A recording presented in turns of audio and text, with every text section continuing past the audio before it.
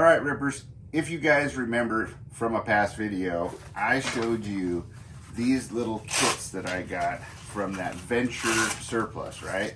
And they're an IFAK insert that you can have and just put in any old pocket that you have, or any old, whether it's a pouch that you have in your gear, holds a tourniquet, holds all kinds of stuff inside. If you haven't seen that video, go back and check it out. These were inexpensive. They were like $2-3 a piece is all, right? I think they had ones that were used, that might need a little bit of fixing up, that were like $1 or $2, right? But I opted for the ones that were in usable, issued condition. And I thought they were really neat, right? And I thought, well, I'll go out and find at my local store a pouch they can go in that'll work real well. And what I found I found a neat little pouch. This is a bag or accessory pouch. It was $7.95. So far we've got like $8, $9, $10, $11, right? And the nice thing about this pouch is, I like the fact it's digital camo. You can take and build out your own IFAK the way you want it, right? Because you got your, now again, I put a loop here, and I'll show you when I built the one I built in a future video. But you put a little loop here for grabbing it out. You can put your tourniquet here and then fill this thing how you want. Now, as you can see, you can fit it in there nicely, and there's enough room that you can put some other things in here, like pressure bandages, Israeli bandages, stop, the bleed type bandages, your chest seals, things like that. You can fit those things. You got plenty of room to do that. And what I like about this pouch is you got a couple little extra pouches in here. You can keep things like maybe water pills, aspirin, some of your ointment pouches, your ammonia towelettes for waking people up, those kind of things. You can keep other things in there, and we're going to build out one in this kit, right? Using the Army surplus style in this Army surplus pouch that you can see is MOLLE on the back, so you can attach it to anything MOLLE, right? And we'll compare it and how we can load this up with something I found at the store that I wasn't aware of. They came out with an actual IFAK holder that, check this out, when you open it up and pull the insert out, and that's what the curly cord is it attaches to the bottom here so that you can use this, but you don't lose it, right? And guess what this is? This is the exact same thing, but new and a little bit better built. And as you can see, I already put my snatch cord out of there so I can pull it out.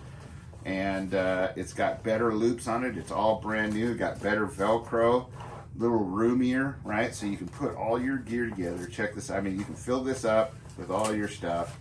Fold that up like that. You've got your pull loop right here, and you can stuff it back down in there. You still got plenty of room for chest seals and everything else in there. You can still fit your tourniquet in the tourniquet spot. You still got your bungee cord there to keep it all in there. And it all fits up in a nice little pouch like this that has MOLLE compatible. And this is the best part. This was like $10. And it's nice and sturdy, heavy duty. Now, the thing it doesn't have is the auxiliary pouches on the side, whereas this does. So we're gonna see which one works better, maybe. This one's kind of nice because it's new, but this one, they're about, this one was $1 more. This was $11 in the end. This one's $10. So, sometimes it doesn't hurt to look around and search for a little while. But I thought that those inserts were pretty cool anyway. And you can have them filled out, so when you use up this insert, you could replace it with another one. That's kind of my idea. But we're going to build 2 IFAK kits like this together so that I can show you guys which one works better, which idea you like working better. It's all about having fun doing this, right, too? Because a lot of people say, oh, you don't need to do all that kind of stuff. But, sometimes being prepared should be fun, right? It's kind of enjoyable to do. It's like a hobby as well as a lifestyle, right? So, I hope you guys enjoyed that. Oh, and one thing too that I saw while I was in there. Now, I keep these You know, a lot of people are like, oh yeah, emergency water things. You know, they are kind of susceptible to being poked, but if you put them in a vacuum seal bag and vacuum seal them down, you have them. But the nice thing about these is they do last a long, long time because of the way they've been sealed.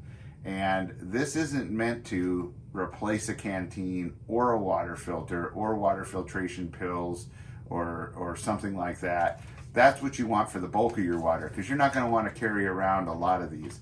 This is meant to carry in your rig, maybe in your bag, just a couple of them, in case you run out and can't find any kind of water, right? And you absolutely must have something for someone or yourself that you're helping that is safe to drink and that you have accessible right away. You don't have to worry about it being tainted or filtered. Maybe you run out of filters or something like that. So a couple of these could extend you enough until help gets there.